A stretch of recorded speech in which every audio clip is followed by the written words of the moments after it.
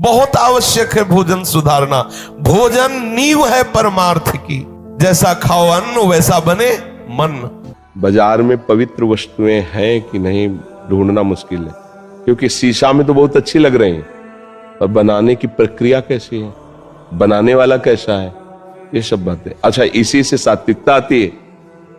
मतलब अन्न किस पैसे से कमाया गया है, वो कैसे आचरणों से पैसा कमाया गया है, कैसा आदमी बना रहा था, किस भाव विचार वाले का, किस भाव से हम पा रहे थे। सब कुछ सतोगुण है, हमारे अंदर तमोगुण भरा हुआ है। प्रसाद पारुष आप जाके तमोगुण को बढ़ा देंगे, तो हम गुण के अनुसार अब साधना नहीं हो सकती। अब क्या करना है? एकमात्र कलयुग केवल नाम सुमिर सुमिर। कृतयुगे ध्यात्यम विष्णु त्रेतायाम जयतई मुखै द्वापरे परिचर्यायाम कलौ कथयति। बस केवल नाम को पकड़ लो, उठते बैठते चलते फिरते, और इससे सब हो जाएगा। देखो, ये कोई मानसिक की तरह निषेध नहीं है। आप समझो, प्याज लहसुन जहां आलू पैदा होती है वहां वही वैसे बिल्कुल वैसी जमीन में वही पैदा होता है।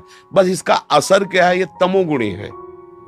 केवल बात इसकी नहीं है, ये तमोगुणी है। तमोगुणी होने के कारण ये हमारे मन में काम क्रोध आदि पैदा करेगा, इसलिए इससे बचा जाता है। बकाया कोई ऐसा नहीं कि मतलब जैसे मांस है, अब उसमें दूसरे जीव की हत्या करके फिर वो, तो उससे तो अब ये कोई हत्या थोड़ी। जैसे जहां आलू है, जहां कंद शकरकंद है, वैसे ही नीचे पैदा हो रहा है ना, वही उसी खेत में पैदा हो रहा है और उसी पद्धति से पैदा हो रहा है। बस अंतर कि वो गुण जो है तो वो निषेध कर दिया जाएगा, क्योंकि आप भक्ति के मार्ग में चलना चाहते हैं। तो इसलिए प्याज लहसुन कोई ऐसा नहीं कि अरे प्याज लहसुन, ऐसा नहीं है। वो इसलिए है कि तुम्हारी बुद्धि में वो तमोगुण पैदा कर देगा, इसलिए मना है। अधिक भोजन करने वाला कभी प्रसन्न नहीं रह सकता। और बड़ी विचित्र ये जिह्वा है, ऊब गए भगवान। रोज इसे पवाओ, लेकिन रोज नए नए पदार्थ, पेट बढ़ता चला जा रहा है, कब्ज बढ़ती चली जा रही है, और जिह्वा खाते खाते बूढ़ी होने जा रही, फिर भी और खाओ। पता नहीं कब तक खाओ खाओ खाओ। रोज विचार, नए विचार, आज ऐसा हो तो आज ऐसा हो, आज इसका चिल्ला हो तो आज उसका। भोजन पर साधक ध्यान दे, नहीं तो आनंद का जो विषय, मन की प्रसन्नता है, वो आप नहीं धारण कर पाएंगे। थोड़ा सरल, स्वास्थ्य वर्धक सतोगुणी भोजन पाया जाए, पर है बहुत कठिन। 2-3 दिन अगर ऐसा उबला पाए तो चौथे दिन वो समोसे में ही ब्रजवासी के जाएगा। कितना भरोगे? ये पता नहीं कौन से ऐसे पदार्थों से बना हुआ कि इसको कभी तृप्ति ही नहीं होती। खट्टी डकारे आ रही है शाम के, फिर भी वो कामना में लगा है कि आज मूली का पराठा पाया जाए, आज ये हे भगवान, ये रसेंद्री से ऊब गए, मरने को हो रहे, दांत खराब है, लेकिन चलो ऐसे मीस के ऐसे खाओ, ऐसे ये पाओ। बचो, इस चाल से बचो। ऐसी हत्याएं करते हैं, जिंदा पशु को टांग दिया, नीचे से आग लगा रहे हैं। अब आप गाड़ी खरीद के लाए और रफ्तार से दौड़ा रहे हैं, और लग गई आग, लाख है शीशा, अंदर भुन गए। ये है मालिक का हिसाब। ये वही है जिसने डंडे में बांध के आग के नीचे भूंजा था, उसने उसी के कमाए हुए धन से उसी में आग लगा के उसको भूंज दिया। वो निर्णायक झूठा नहीं है, वो निर्णायक बड़ा दयालु है। हमारे द्वारा जो कर्म होते हैं, अवश्य में भोक्तव्यम कृतम कर्म शुभाशुभम। इसीलिए हम सबसे हाथ जोड़ के कहते हैं, मत खाओ मांस भैया, मत खाओ। काहे को जीव के स्वाद के लिए दूसरे को कष्ट दे रहे हो, और जब परिणाम आएगा तब। ये शराब पीना, मांस खाना, व्यभिचार करना, गंदे आचरण करना, ये तुम्हें कभी सुखी नहीं कर सकते हैं। किसी भी जीव के शरीर का तो फिर आपकी दुर्गति पक्की है, कोई भी हो, क्योंकि आप कोई राक्षस नहीं हो। ये राक्षसों का और हिंसक पशुओं का आहार है। आपके लिए उत्तम उत्तम फल है, उत्तम उत्तम भोग सामग्री। बुरा जरूर लगेगा जो पाते हैं, क्योंकि आजकल प्रायः ये पर हम कहते हैं मंगल अगर होना है, आप सुखी होना है, तो सोचो, आप कहते हो कि हमें सुख मिले, और आप दूसरे के शरीर, अपने शरीर को ऐसे काटो, कैसा लगता है? आप दूसरे के शरीर को काट के रांध के पा रहे हो अपनी स्वाद के लिए, तो आपको इस कर्म का क्या फल नहीं मिलेगा? बोले हम तो काटते नहीं, हम तो दुकान से ले आते हैं। तो आप सहयोगी हुए ना, कर्ता अनुमोदन, प्रेरक, तीनों को बराबर पुरस्कार या दंड मिलता है, सुकृत या दुष्कृत का। इसलिए जरूर कठिन लग रहा है, क्योंकि आज के जीवन में उच्च कोटि की पार्टी वही समझी जाती है जिसमें ये सब दोष हों। है ना ऐसा समाज, इसी को तो वीआईपी माने। सात्विक भोजन बढ़िया अगर उसको रख दो और हाथ पैर धो के उसको पवाओ, आरती भले करो कि आप आओ अतिथि देवो भव, क्या है बकवास कर रहा है, नहीं लगेगा। और रख दिया वो सब, ये क्या वीआईपी व्यवस्था होती है। इसलिए भाई ये वीआईपी व्यवस्था नरक ले जाएगी। वहां भी तुम्हारा ऐसे ही स्वागत होगा जो विविध प्रकार के कष्ट देने वाले हैं, ये बात पक्की समझ लो। एक ने कहा कि अगर हम मांस नहीं खाएंगे तो हमारे अंदर बल नहीं आएगा। बनो बलवान, वहां एक से एक बलवान तुम्हारे होश ठीक कर देंगे। शर्म आनी चाहिए, कैसे कैसे राक्षसी स्वभाव के लोग हैं। बोले तुम भी तो मूली और गाजर पाते हो, उसमें भी तो जीव है। ये हमारे लिए विधान है, शास्त्री कानून है कि तुम पा सकते हो। हमारे लिए विधान किया है भगवान ने। तुम मनुष्य, तुम्हारे लिए बकरा भैंसा राक्षस हो क्या? तुम्हारे लिए विधान है क्या? जिंदा पशुओं को जलाओ और खाओ तो राक्षस बनो, तो तुम जाओ भोगो जाके। कोई कहता है नरक वरक नहीं होते। जब सामने बिल्ली होती है ना, कबूतर कहता है कोई बिल्ली बिल्ली नहीं, एक ही झपेटा में उसका हिसाब हो जाता है। यहाँ तुम मुझ में ताव दो, जब फंस जाओगे ना तो वहां गिरा के एक के ऊपर चार चार की लट बरसती है, तब वो कहता है बाप की कसम खाता हूं दोबारा काम नहीं करूंगा। अभी तुम बोल लो जितना मनावे बोल लो, यहां तो बख्श जाओगे किसी तरह, क्योंकि हृदय वाले हैं। नरक में हृदयहीन है, इसीलिए डरो, भयभीत हो और धर्म से चलो। कोई खिलवाड़ थोड़ी है। वो जीव जीना चाहता है।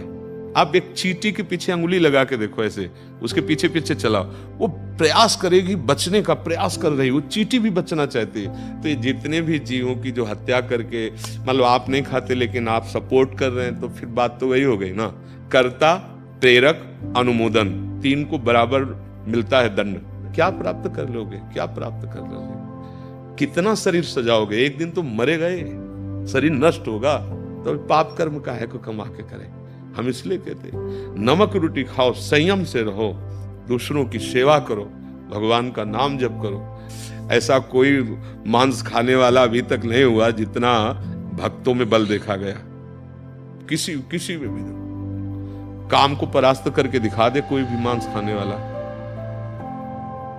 काम जो है, कोई कितना भी बलवान हो, चाहे रावण जैसा क्यों न हो, कोई भी हो, अगर किसी ने परास्त किया है तो नाम जापक ने परास्त किया है, सत्य मार्ग में चलने वाला। हाँ, दूसरे को काट सकते हो, लेकिन क्रोध को हजम करके दिखाओ। तुम्हारे अंदर क्रोध आ रहा है, अब उसको आप हजम करके दिखाओ, उसको शांत कर दो, अभिमान को आप शांत कर दो। ये है महाबल। ये अच्छे आचरण से आते हैं, भगवत भजन से आते हैं। जिन रसोई में, जिन पात्रों में मांस रांधा गया, उसमें चाहे आप बिल्कुल खीर, पूड़ी, कचौड़ी, रोटी, सब्जी सात्विक बनाएं तो भी वो अभक्ष पदार्थ के समान ही आपकी बुद्धि को भ्रष्ट कर देगा। चाहे वो रिश्ते नातेदार की रसोई हो, चाहे वो किसी भोजनालय की रसोई हो, जिसमें मांस रांधा गया उस रसोई का अन्न यदि खाओगे तो आपकी बुद्धि भ्रष्ट हो जाएगी। सात्विक आहार जब नहीं तो बुद्धि का विचार सात्विक कैसे हो सकता है? आप कह सकते हैं हम तो बहुत कम पाते हैं। दूसरों की अपेक्षा कम पाना कम नहीं कहा जाता, आपकी भूख से कम पाना उसे कम कहा जाता है। अब जैसे किसी का शरीर है और उसके शरीर की आवश्यकता है 1 किलो अन्न की, अब वो अगर 750 ग्राम पाता है, 800 ग्राम पाता है तो कम पाता है। अब किसी शरीर का ऐसा ढांचा है कि 300 ग्राम में ही उसका हो जाता है, तो उसे 200 ग्राम पाना पड़ेगा। उसे ये सोचना नहीं है कि वो तो 700 ग्राम पाता है तो उससे तो हम कम ही पा रहे हैं, आपका कम नहीं माना जाएगा। जो भूख से अधिक भोजन पाता है, फिर उसे प्यास लगती है, फिर उन्हीं आंतों में पानी भरा जाता है। अब भोजन और पानी से आंतें भर गई तो श्वास स्थूल हो जाएगी, प्राणों को परेशानी होगी। जितना भोजन पाया है उससे कई गुना हमारे उदर में पानी की आवश्यकता होती है। ये जो पानी कम पीते हैं, ये अपने स्वास्थ्य के साथ खिलवाड़ करते हैं। 3.5 लीटर 4 लीटर तो सहज में पानी प्रत्येक शरीरधारी को पीना चाहिए। अगर इतना पानी नहीं जाता तो अंदर जो तेजाब बनती है, एसिड बनती है, और भी कई तरह के विकार बनते हैं, वो आपको परेशान कर देंगे, भजन नहीं करने देंगे। अब उनका साधन भजन जब केवल पेट ही होता है, और ये बड़ा विचित्र मन है। आगे रसोई में क्या बन रहा है पता लगाता है। अब यहाँ पचा नहीं, आज क्या बन रहा है, आज ये हाँ हाँ संकल्प बन गया भोजन के लिए। भजन के लिए तुम्हारा कब संकल्प बनेगा, भजन के लिए तुम्हारी रुचि कब बढ़ेगी, इसको सावधान। जब आपकी रात भर खड़ी मोटरसाइकिल जब सुबह आप चलाना चाहते हैं तो पहले उसको कर दो एकदम जोर से, नहीं करते गियर में डालते हैं जोर से एकदम है, हाँ रेस वेस जो भी कहते हैं ऐसे कस के करते ना, ऐसे तुम अपनी गाड़ी को एक बार दंड बैठक व्यायाम दौड़ भाग थोड़ा आधा घंटा पौन घंटा इतना 24 घंटे फिर अन्य सेवा में लगाओ।